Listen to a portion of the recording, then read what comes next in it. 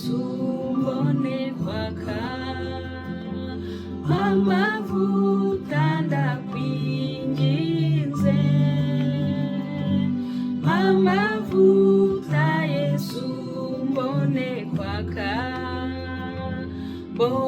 kwaka burinde bucya. Turirimbe, turirimbe, oh hozana tugusingize, wowe mwamu twarabami, Yesu tugusingize.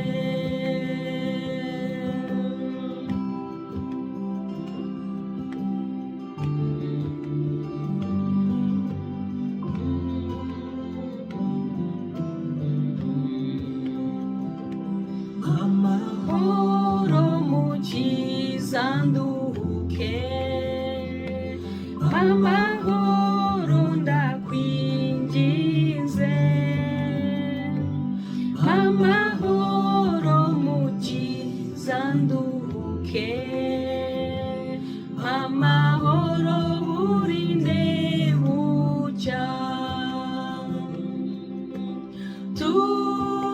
Turirimbe, turirimbe, ngo hozana tugusingize, wowe mwamu twarabami, Yesu tugusingize.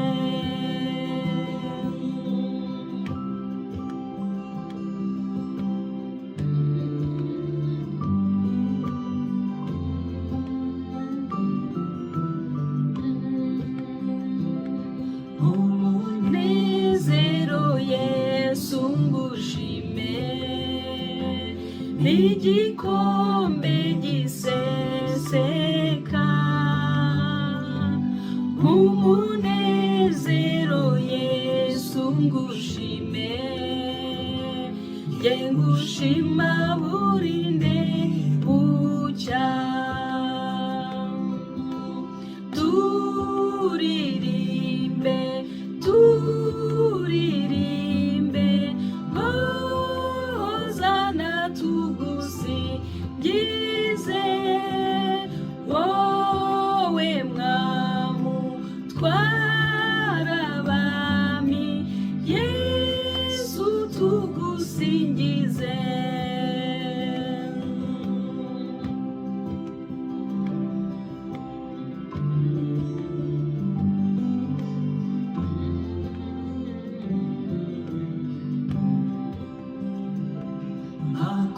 Meneka iteka mukiza,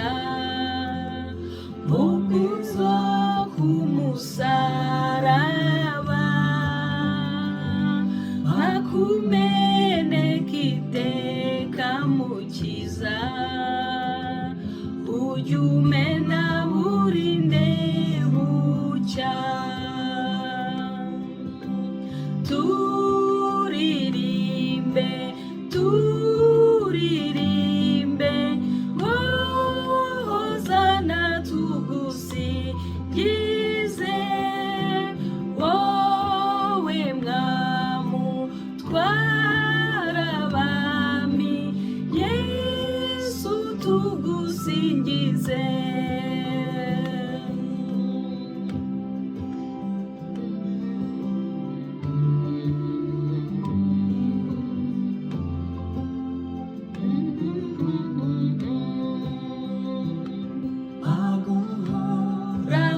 Wihangiye amaso,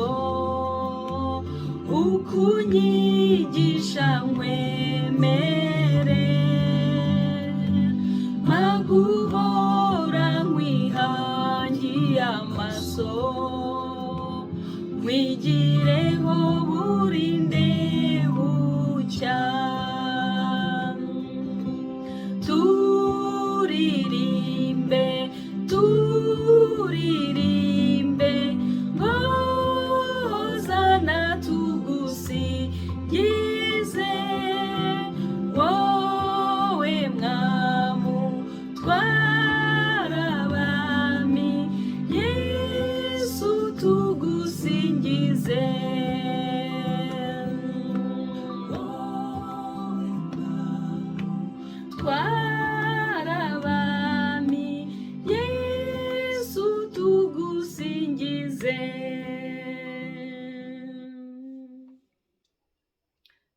Bene data bakundwa, nongeye kubasuhuza ndabifuriza umugoroba mwiza, umugoroba w'amahoro.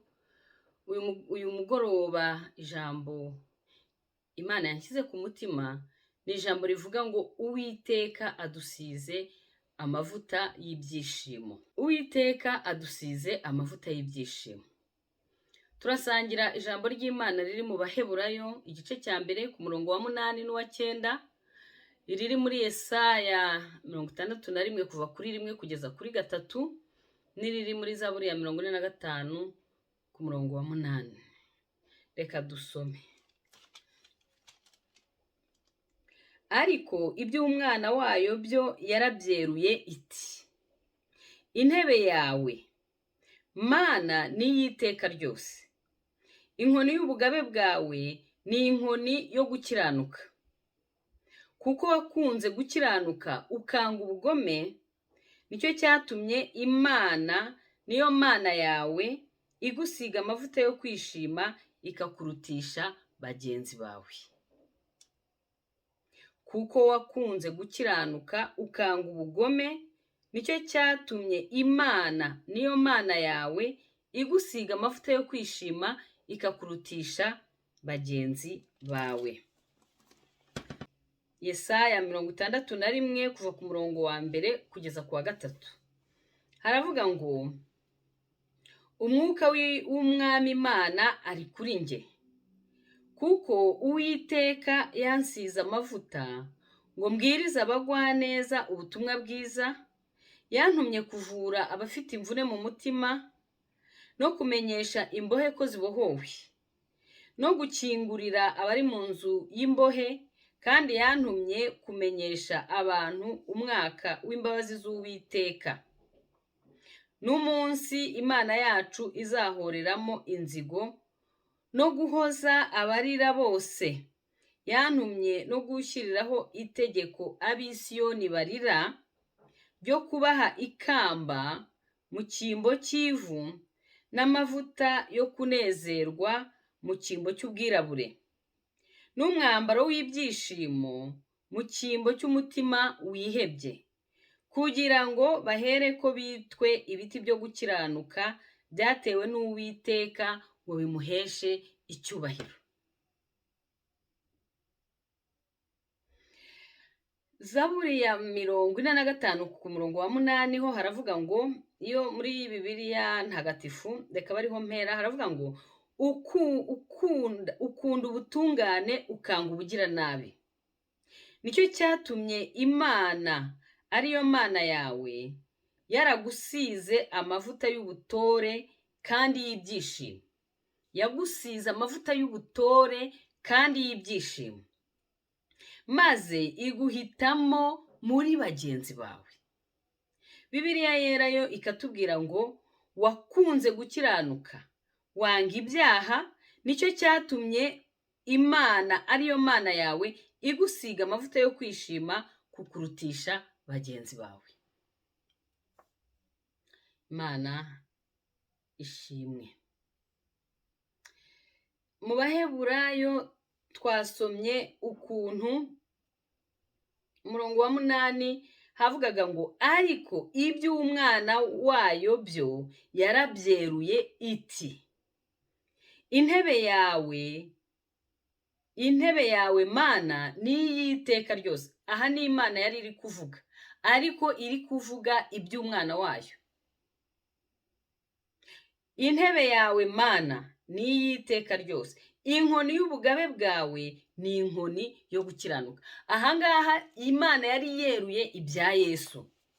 Tuzi ko mu Mana harimo ubutatu bwera, harimo Imana Data, harimo Imana Mwana, harimo Imana Mwuka Wera. Ahangaha rero Imana Data yari irimo ivuga iby'umwana wayo Yesu Kristo, Imana Mwana. Niyo mpamvu hano bavuga ngo ariko iby'umwana wayo byo yarabyeruye iti: intebe yawe Mana ni y'iteka ryose, inkoni y'ubugabe bwawe ni inkoni yo gukiranuka. Ntago natandukiriye, turakomeza. Umutwe w'ijambo twabonye ko ni Uwiteka udusize amavuta y'ibyishimo. imana yaduhaye yesu. Ubuzima bwacu yesu niwe centre y'ubuzima bwacu. Ubuzima bwacu bushingiye kuri yesu. Ubwo yesu rero ariho ari uw'iteka ryose, natwe turi ab'iteka ryose. Yesu rero ntago akangwa n'ibyo tunyuramo, kuko nta kintu na kimwe kimutungura. Ibyo tunyuramo byose, byaba ibyiza byaba ibibi, yesu afite umuti, afite igisubizo. Kubera ko ibya yesu imana yarabyeruye, imubwira ko intebe ye ari iy'iteka ryose, kandi ko inkoni y'ubugabe bwe ari inkoni yo gukiranuka. Yesu ni umwami w'amahoro, yesu ni umwami w'umunezero, yesu ni umwami w'ibyishimo, yesu ni umwami wo gukiranuka. Turi ku amavuta y'ibyishimo uwiteka adusize. Hari ubwoko bubiri bw'amavuta. Hari amavuta y'amazi, hari n'amavuta y'ibinure. Mu Gutegeka kwa kabiri igice cya 32 umurongo wa 15 haravuga ngo maze Yeshuruni arabyibuha atera umugeri, urabyibushye urahonjotse urarembekereye, maze areka imana yamuremye asuzugura igitare cy'agakiza ke. Amavuta y'ibinure atugira nk'uku kwa Yeshuruni. Yeshuruni ubundi bivuga kugororoka, gukiranuka. Ariko ahangaha yamaze kurya ibinure, arangije ngo yibagirwa igitare cy'agakiza ke. Ni kenshi natwe iyi si idutwara tukarya ibyayo, tukanezererwa ibyayo, noneho bikatwibagiza ya nzira y'Imana, ya nzira ifunganye inyurwamo n'abakeya, tukigira mu nzira ya gihogera, tukibagirwa igitare cy'agakiza kacu ari we Yesu Kristo. Ayo n'ubwoko bumwe bw'amavuta nakwita amavuta y'ibinure. Ariko Imana ntabwo ishaka kuduha amavuta y'ibinure, kuko amavuta y'ibinure atera indwara, atera umubyibuho urengeje urugero, ahubwo ashaka kuduha amavuta y'amazi. Muzarebe niyo umuntu agiye guhaha, urareba ukavuga uti aya mavuta y'ibihwagari niyo meza, aya mavuta ameze gutya arakomeye, yatera indwara. Amavuta ugomba guhitamo ubwoko bwiza bufitiye ubuzima bwacu akamaro. Amavuta rero mu buzima bwacu turayakeneye kugira ngo tuyashyire mu biryo, turayakeneye kugira ngo tuyisige, ariko no mu buryo bw'umwuka dukeneye amavuta. Reka turebe mu buryo bw'umubiri aho batubwira amavuta.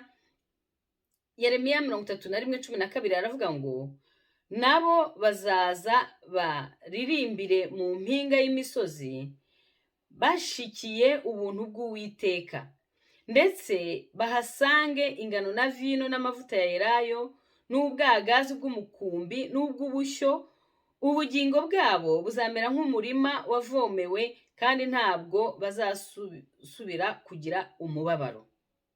Murumva ahangaha baravuga ingano, baravuga vino, baravuga n'amavuta ya elayo, baravuga imikumbi, amashyo.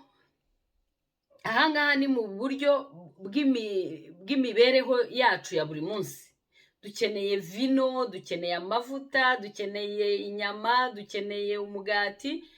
Ahangaha bari kuvuga umwanya w'amavuta mu mirire yacu, mu mibereho yacu.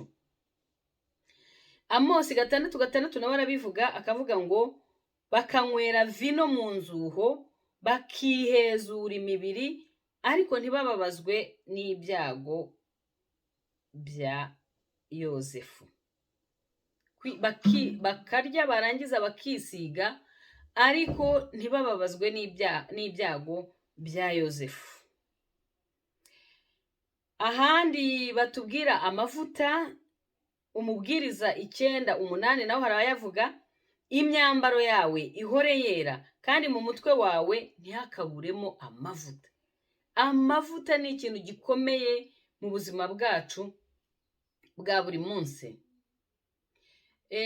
Ahandi amavuta dushobora kuyasanga ni muri Zaburi ya 23:5 aravuga ngo untunganyiriza ameza mu maso y'abanzi banjye, unsize amavuta mu mutwe, igikombe cyanjye kirasesekara. Imana ishaka ko igikombe cyacu gihora gisesekara. Kugira ngo kibashe gusesekara nuko tuba dufite amavuta Imana yadusutse ku mutwe. Ni henshi rero bavuga amavuta, hari akamaro, hari amavuta yimika abami, hari amavuta yimika abatambyi, hari amavuta atumurikira. Bya bitereko by'amatabaza byabaga biteretse ahera, habaga harimo amavuta, ayo mavuta aratumurikira. Yakobo ubwo yamaraga kubonana n'Imana mu Itangiriro igice cya 35:14, Yakobo ngo Imana imaze kumwiyereka ngo yashinze inkingi y'amabuye aho yavuganiraga nayo, ayisukaho ituro ry'ibyo kunywa, ayisukaho n'amavuta ya elayo. Aya mavuta nayo gushimira Imana ko yakwiyeretse, gushimira Imana ko iri kumwe nawe, kandi Imana ishaka kubana nawe atari muri biriya by'amarangamutima, ahubwo Imana ishaka kubana nawe mu buzima bwa buri munsi. Amavuta kandi ajyana n'umubavu. Amavuta ajyana n'umubavu. Iyo turesomye muri Mariko igice cya 14 uhereye ku murongo wa 3 ukageza ku wa 7, haravuga ngo ubwo Yesu yari i Betaniya mu nzu ya Simoni umubembe, yicaye arya, haza umukobwa ufite umukondo w'amavuta meza y'igiciro cyinshi cyane, ameze nk'amadahano y'agati kitwa narada. Nuko amena umukondo amavuta ayamusuka ku mutwe. Bamwe muri bo bararakara bati, aya mavuta apfushirijwe iki ubusa? Ko yajyaga kugurwa idenariyo zisaga 300 zigahabwa abakene. Baramwivovotera. Ariko Yesu arababwira ati, nimumureke, muramuterera iki agahinda, ko angiriye neza cyane. Abakene bo muri mwe n'abiteka, kandi aho mushakira mwabagirira neza. Ahangaha ku murongo wa 3 haravuga ngo ayo mavuta yari ay'igiciro cyinshi, ngo kandi yari afite impumuro y'agati kitwa narada. Ni amavuta ariko arimo n'umubavu, amavuta ahumura neza. Muri Ezekiyeli 16:9 naho haravuga ngo nagushyize mu mazi nkuhagira, amaraso yari akuzuyeho, maze ngusiga amavuta. Imana iratwuhagira ikadukarabya, kandi yarangiza ikadusiga amavuta. Amavuta rero nkuko nabibabwiye ari mu bwoko bwinshi, ntabwo nayabirondora ngo mbivuge. Hari amavuta yimika abami, hari amavuta yimika abatambyi, hari amavuta adusubizamo imbaraga. Iyo usomye muri Samweli wa mbere igice cya 16 umurongo wa 12 haravuga ngo nuko arabatumira, amujyana mu nzu. Yari umuhungu w'inzobe ufite uburanga kandi w'igikundiro. Uwiteka aravuga ati, haguruka umusuka y'amavuta ni uwo. Samweli aherako yenda ihembe ry'amavuta ayamusukaho imbere y'abakuru be. Uhereye ubwo umwuka w'Uwiteka akajya aza kuri Dawidi cyane. Iyo Imana idusutseho amavuta yayo, umwuka wayo atuzaho cyane. Ayo ni amavuta yimika abami. Ahangaha ni Samweli yari agiye kwimika Dawidi nyuma y'aho Sawuli yari amaze gusuzugura agakora iby'Imana yamubujije gukora. Ahandi dusanga ayo mavuta yimika abami ni mu Bami ba kabiri 9:6 havuga ngo nuko Yehu arahaguruka binjirana mu nzu. Bagezemo uwo muhanuzi amusuka amavuta mu mutwe aravuga ati, Uwiteka Imana ya Isiraheli iravuze iti, nkwimikishije amavuta ngo ube umwami w'Abisiraheli, ubwoko bw'Uwiteka. Hari amavuta adushyiraho uburinzi. Iyo usomye muri Yesaya igice cya 21:5 haravuga ngo batunganya ameza bagashyiraho abarinzi, bakarya bakanywa, yemwe batware nimuhaguruke musige ingabo amavuta. Amavuta y'uburinzi, amavuta y'ubutsinzi. Ahandi amavuta, Imana idusukaho amavuta y'imbaraga. Iyo urebye muri Zaburi ya 92:11 haravuga ngo wampaye imbaraga nk'iz'imbogo, unsesekazaho amavuta akiri mashyashya. Iyo tuguye isari, iyo tunaniwe, iyo turushye turemerewe, iyo intambara zitubanye nyinshi, Uwiteka adusukaho amavuta yo kudukomeza. Uwiteka adusukaho amavuta y'imbaraga. Muri Zaburi ya 92:11 ngo ariko washyize hejuru ihembe ryanjye nk'iry'imbogo, nsizwe amavuta mashyashya. Ubwo ni ubwoko bw'amavuta, ni bwinshi ariko nubwo nabashije gushakashaka muri Bibiliya. Ariko uyu mugoroba amavuta turi butindeho cyane Uwiteka dusiga ni amavuta y'ibyishimo. Twabibonye muri Zaburi ya 45 ngo kuko wakunze gukiranuka ukanga urugomo, ukanga ibibi, ukanga ubugizi bwa nabi, niyo mpamvu nagusize amavuta y'ibyishimo ntakurutisha bagenzi bawe. Ni ikintu cy'igiciro Imana yaduhaye, amavuta y'ibyishimo. Ahangaha harimo kugereranya. Imana ibibwira Yesu, kuko Yesu niwe tuboneramo amavuta, kuko Yesu niwe Imana yaduhaye, kandi imigisha yose iby'Imana yagombaga kuduha byose yabiduhereye muri Yesu Kristo.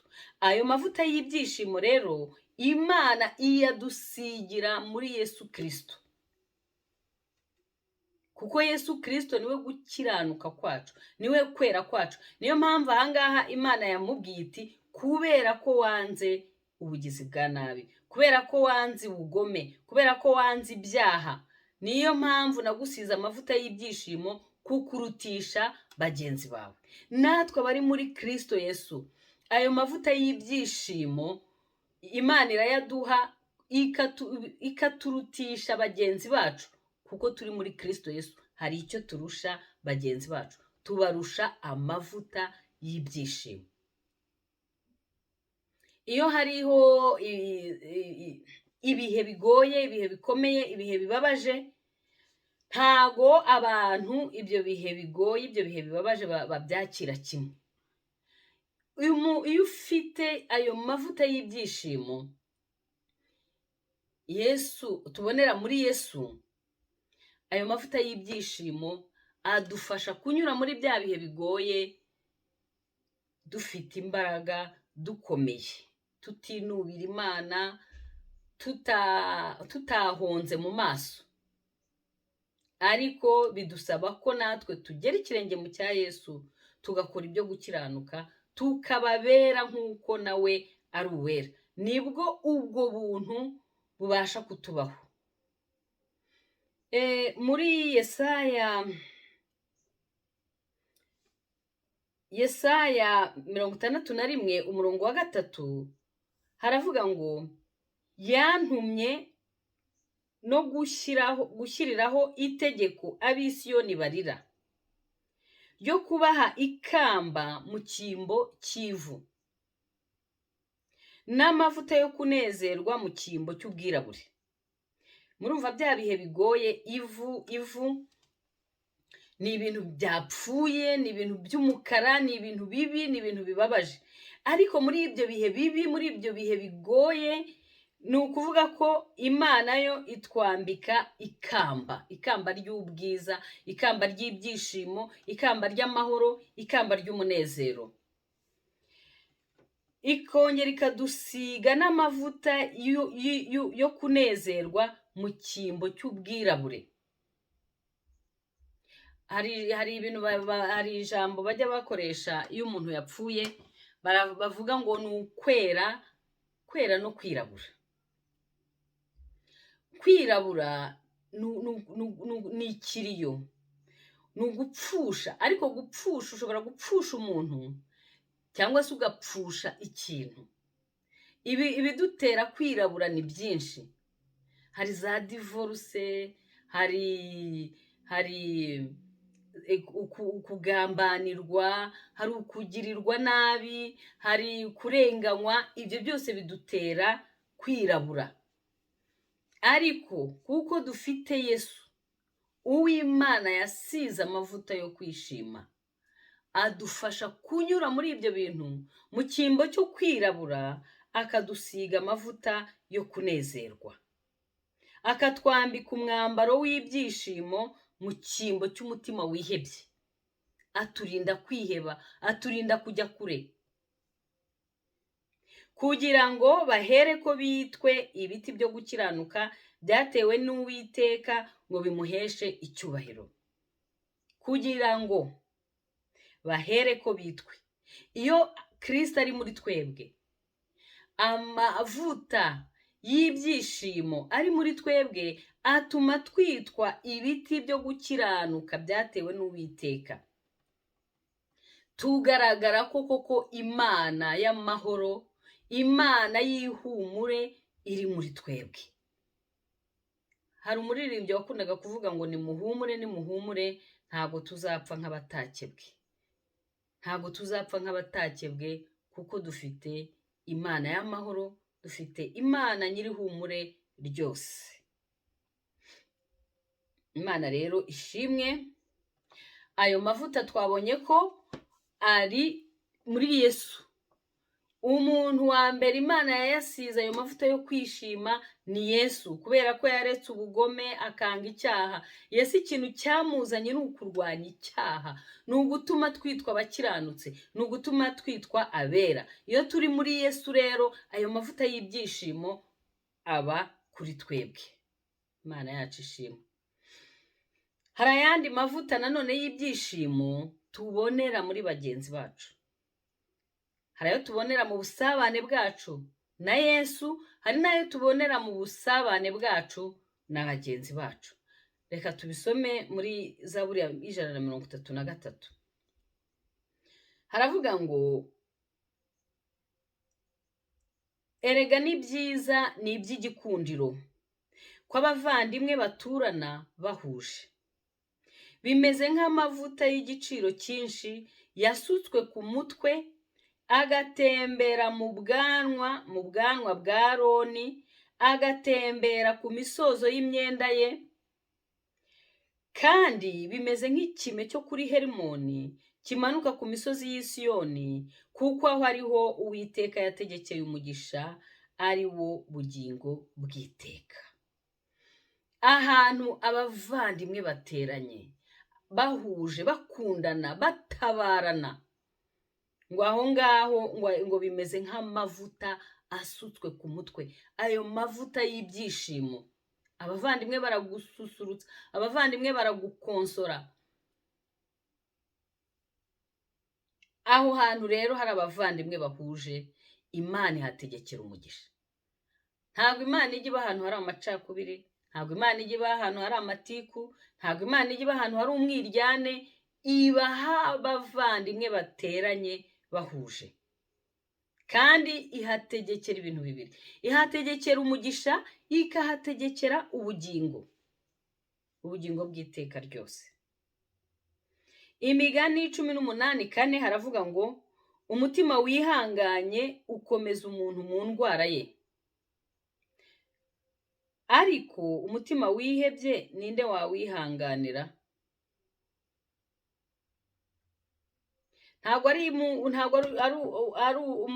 ari umutima wihanganye gusa mu gihe cy'uburwayi, ni umutima wihanganye mu bihe byose tunyuramo, kuko Imana niyo irema amakuba, niyo irema amahoro, byose niyo ibitegeka kandi niyo ibibangikanya.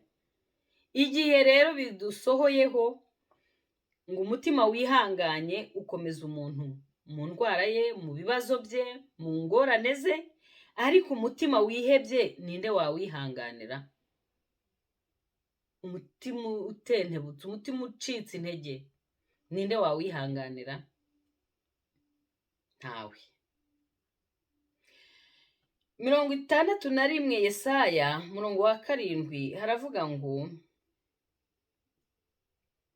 ni naho nsoreje, mu cyimbo cyo gukorwa n'isoni kwanyu muzagererwa kabiri, mu cyimbo cyo kumwara kwanyu bazishimira umugabane wabo, nicyo gituma mu gihugu cyabo bazagabirwa kabiri, bazagira umunezero uhoraho.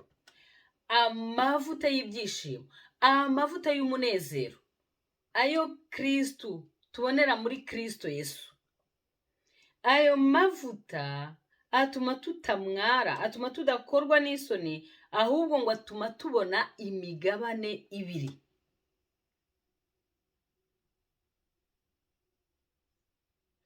Mu cyimbo cyo kumwara kwabo bakishimira umugabane wabo, nicyo gituma mu gihugu cyabo bazagabirwa kabiri, bazagira umunezero uhoraho. Ku bw'ayo mavuta y'ibyishimo tubonera muri Yesu, tugira umunezero uhoraho.